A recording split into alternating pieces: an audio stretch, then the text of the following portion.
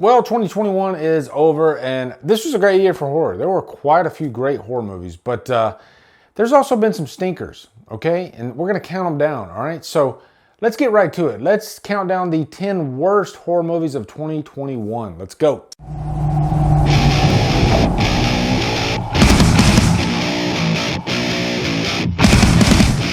What's up, guys? I just did top 10 horror movies of 2021, and I also did 10 more great horror movies of 2021, so I'll give you two lists for that.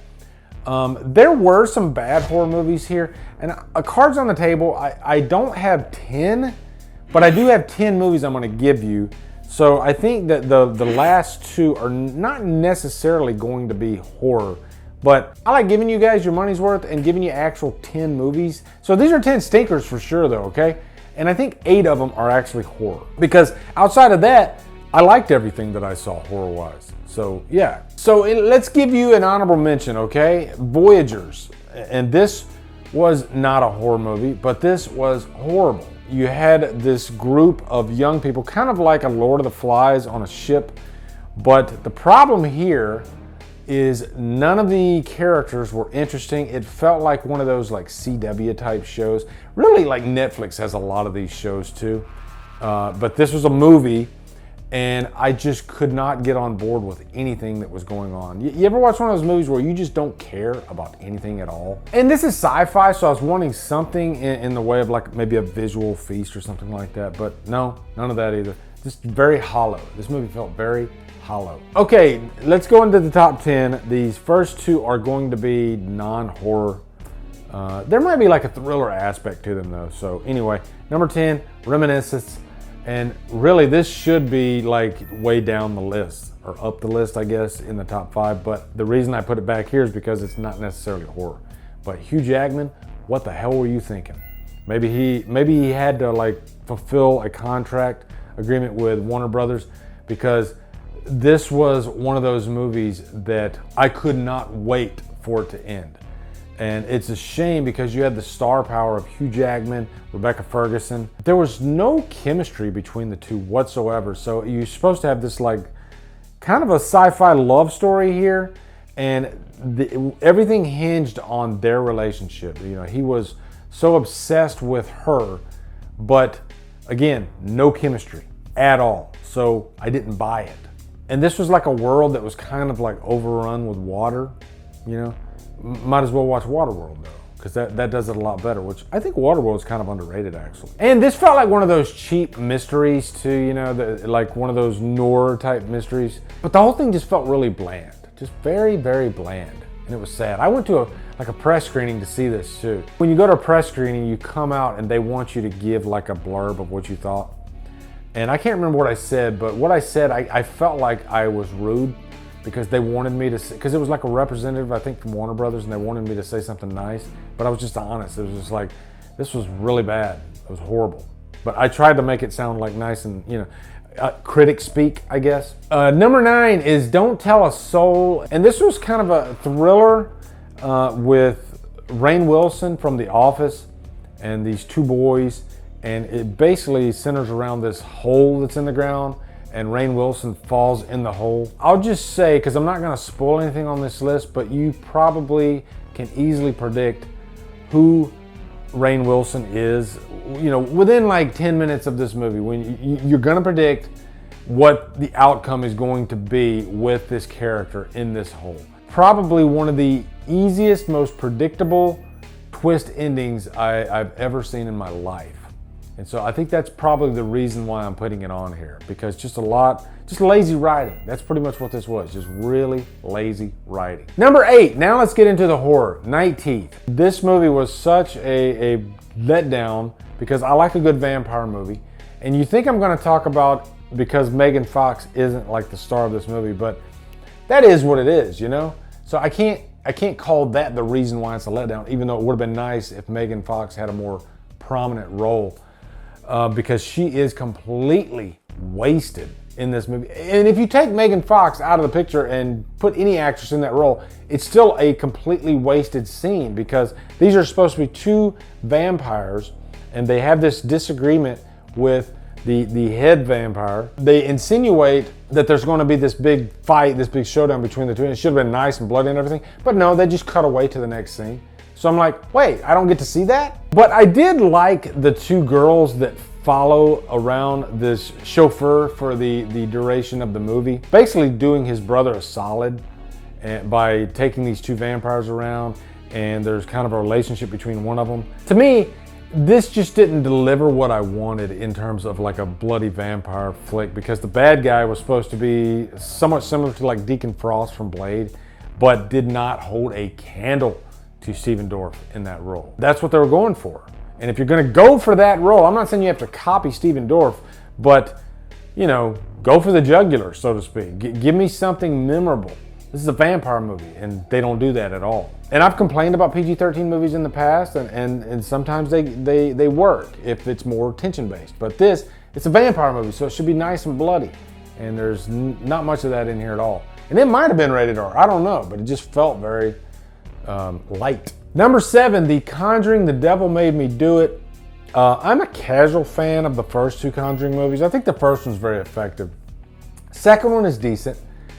Third one is a complete wasted opportunity because the premise should have made this even better than the previous two movies. Because you got this guy who killed his boss and he claimed demonic possession. The bad thing is I had recently just saw Amityville 2: The Possession, which is a very similar premise. And that is one of the scariest freaking horror movies I've ever seen. As far as like best haunted house movies ever, Amityville 2: The Possession. It's that freaking effective. You know why? Italian director. That's why. This movie, the opposite of that. Bland as fuck. And you should have been focusing on the kid that was on death row. That could have been some interesting stuff. But instead, they focus more on Ed and Lorraine. And really Ed, because he's having like heart problems. And so that's basically what the movie was focused on more, was Ed's heart problems instead of the demonic guy that's in prison on death row. Number 6, Spiral from the Book of Saw. I'm not the biggest Saw fan to begin with anyway, but I was very interested in this because it was sort of like a spinoff. You know, Chris Rock was producing it, starring in it. He had his own idea, a new way to revitalize the Saw franchise. So I was like, oh, okay, cool. This could be cool, kind of like The Bone Collector mixed with Seven. But shitty writing. Shitty writing killed this movie completely. Case in point, within the first 10 minutes, there's a scene that completely gives away the twist at the end of the movie because of shitty writing. There's a scene, I'll even tell you, there's a scene where this guy goes, hey, can I borrow your phone? Because mine's dead. I'm like, that's the killer. Boom, it was the killer. 10 minutes, they give away the freaking killer. And I'm sorry, that's big to me. If you're gonna give away the killer, it's hard for me to let that pass unless you give me some other stuff outside of that in the way of like great writing, great characters to make up for it.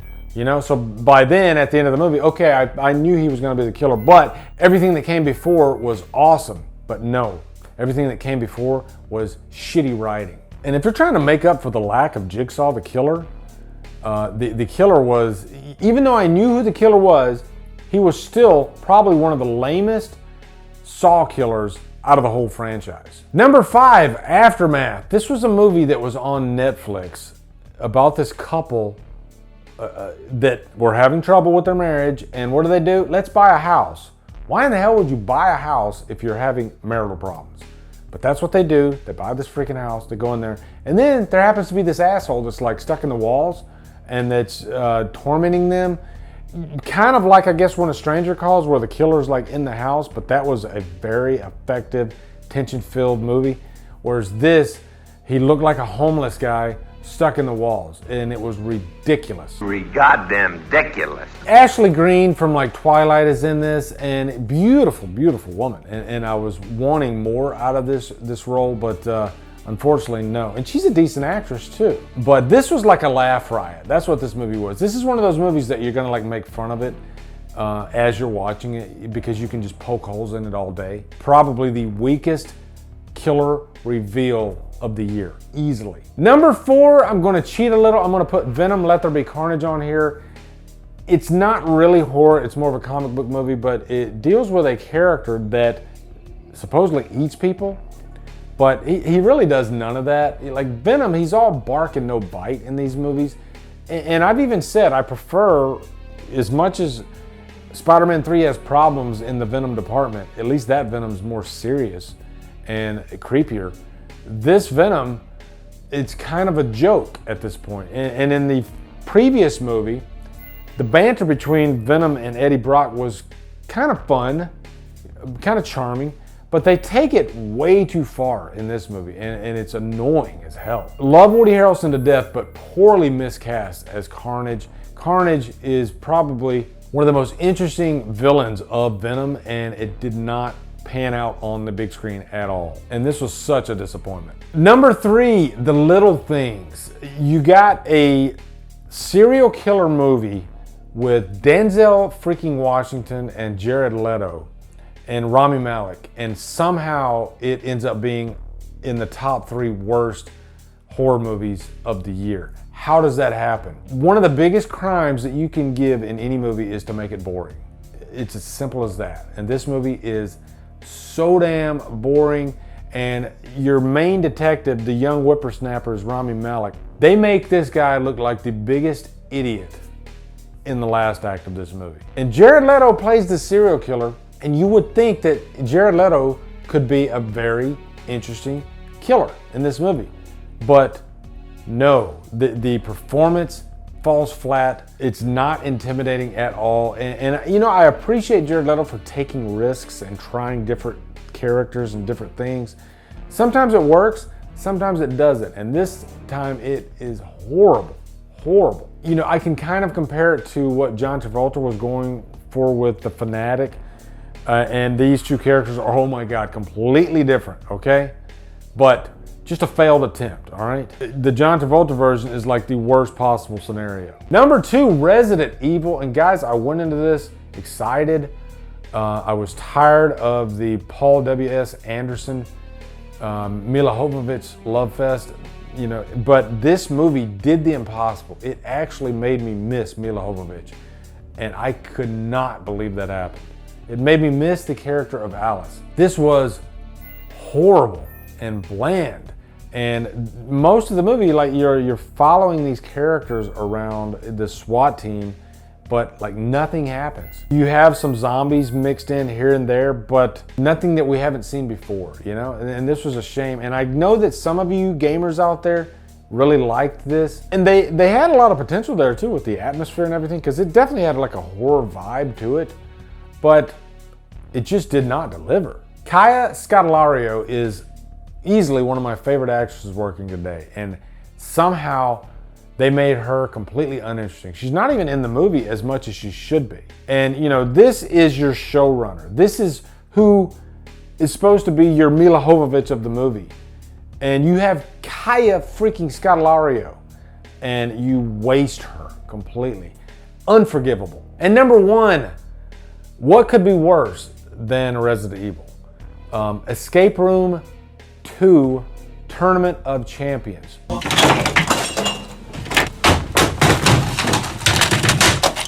This is one of those scenarios where they had all these escape rooms and they're thrusting these characters into these escape rooms, but you're not slowing down to get to know the characters, to really make the escape rooms scary or threatening. Everything just felt like it was in such a hurry. This is kind of the opposite of one of my other complaints about a lot of the movies on this list, is being bland and being boring.